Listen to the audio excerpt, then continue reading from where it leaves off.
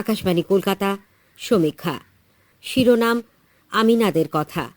লিখেছেন প্রজেশ বন্দ্যোপাধ্যায়। আজ থেকে ১০০ বছর আগে শিক্ষার আলোয় নিজ জনগোষ্ঠীর মানুষের মনের আঁধার কাটিয়ে সার্বিক উন্নতির স্বপ্ন দেখেছিলেন স্যার সৈয়দ আহমেদ।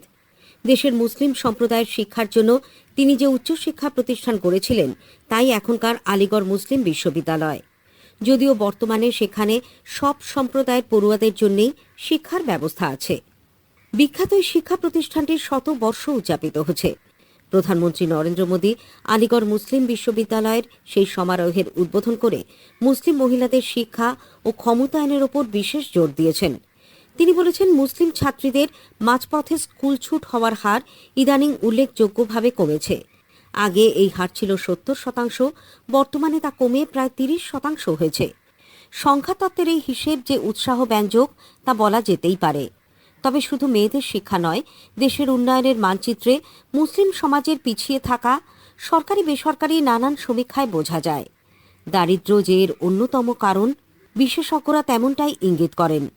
কিন্তু দারিদ্র্য যাতে কোনো পড়ুয়ার লেখাপড়ার ক্ষেত্রে প্রতিবন্ধক হয়ে উঠতে না পারে, সেজন্য সরকারি স্তরে বেশ কিছু ব্যবস্থা নেওয়া হয়েছে। বিশেষ করে ছাত্রীদের কথা ভেবে স্কুলে শৌচাগার নির্মাণ, কিশোরীদের বিনামূল্যে স্যানিটারি ন্যাপকিন সরবরাহ, বইপত্র দেওয়া, স্কলারশিপ এবং স্কুলে দুপুরের খাবারের ব্যবস্থা যে সত্যি গুরুত্বপূর্ণ ভূমিকা নিয়েছে, এ কথা সকলেই মানবেন। কিন্তু তারপরেও মুসলিম মহিলাদের মধ্যে সাক্ষরতার হারের হিসেব বলছে খ্রিস্টান ও হিন্দু মহিলাদের থেকে তারা অনেকটাই পিছিয়ে। হিন্দু মহিলাদের ক্ষেত্রে যেখানে এই হার ৭৪%, খ্রিস্টান মহিলাদের মধ্যে ৬৩%, সেখানে মুসলিম মহিলাদের মধ্যে এই হার ৫৭%। এই হিসেব যদিও সর্বশেষ জনগণনার, তবু সাধারণভাবে গত এক দশকে এর বিরাট কিছু হেরফের হয়েছে বলে মনে হয় না।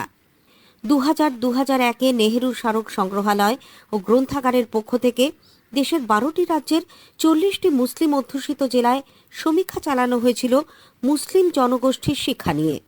এতে জানা যায়, মুসলিম বালিকাদের গ্রস এনরোলমেন্ট রেশিও বা বিদ্যালয়ের শিক্ষায় অন্তর্ভুক্তির অনুপাত প্রায় ৪১%, কিন্তু উচ্চশিক্ষার ক্ষেত্রে তাদের অন্তর্ভুক্তির হার মাত্র ৩.৫%।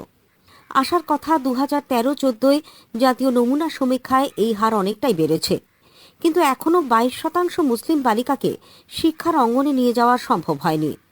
দেশের পরিসংখ্যান থেকে পশ্চিমবঙ্গের দিকে নজর দিলে দেখা যাবে, এ রাজ্যেও মুসলিম জনগোষ্ঠীর মহিলা বা বালিকাদের মধ্যে ১৫%কে এখনও স্কুলে নিয়ে যাওয়া হয়নি।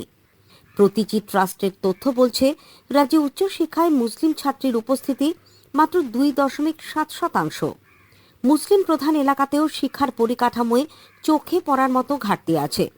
কাজকর্মের দুনিয়ায়, সে সংগঠিতই হোক বা অসংগঠিত, দুটি ক্ষেত্রেই রোজগারের সুযোগ পান মাত্র ১৪% মুসলিম মহিলা। অবস্থার পরিবর্তন যে হচ্ছে না তা নয়, তবু মুসলিম মহিলাদের ক্ষমতায়নের জন্য এখনও অনেক কাজ বাকি।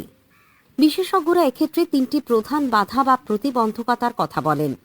এর মধ্যে প্রথমটি আমাদের দেশের সব শ্রেণী এবং জনগোষ্ঠীর মধ্যেই কম বেশি আছে। তা হল সামাজিক এবং অর্থনৈতিক দিক থেকে মেয়ে হয়ে জন্মানোর অসুবিধে। যদিও শিক্ষা সংস্কৃতির প্রসারের সঙ্গে সঙ্গে এই সমস্যা কিছুটা হলেও কাটছে, কিন্তু এখনও ছবিটা খুব উজ্জ্বল নয়। দেশব্যাপী বেটি বাঁচাও বেটি পড়াও, সুকন্যা সমৃদ্ধি যোজনা কর্মসূচি, আমাদের রাজ্যে কন্যাশ্রীর মতো প্রকল্প নিশ্চিতভাবেই সদর্থক ভূমিকা নিচ্ছে, কিন্তু তারপরেও বাল্যবিবাহের সমস্যা যাচ্ছে কোথায়? মুসলিম মহিলাদের ক্ষমতায়নের ক্ষেত্রে মানসিকতা এখনও বড় প্রতিবন্ধকতা বলে মনে করা হয়। দ্বিতীয় বাধা হচ্ছে সংখ্যালঘু ও ঐতিহাসিকভাবে পশ্চাৎপদ জনগোষ্ঠীতে জন্মানো। আর তৃতীয় বাধা দরিদ্র পরিবারে জন্মগ্রহণ। এছাড়া পর্দা প্রথার মতো ধর্মীয় সামাজিক সমস্যাও রয়েছে। এত সব বাধার পাহাড় পেরিয়ে শাকিলা, আমিনা, মুস্কানদের এগোতে হয়। সামাজিক প্রথার অচলায়তন যদিও বা ভাঙে, দারিদ্র্যের বাধা পেরোতে হিমশিম খান সংখ্যালঘু সম্প্রদায়ের অভিভাবকরা। আর ৫ জনের মতো তাঁরাও চান ফুল হয়ে ফুটে উঠুক তাঁদের আদরের কন্যা, জীবনে প্রতিষ্ঠিত হোক। কিন্তু বেশিরভাগ ক্ষেত্রে সেই স্বপ্ন পূরণের পথে পাঁচিল তোলে বাস্তব পরিস্থিতি। কেন, সেটা তলিয়ে দেখা দরকার। সমীক্ষা শেষ হল। এটি লিখেছেন প্রজেশ বন্দ্যোপাধ্যায়।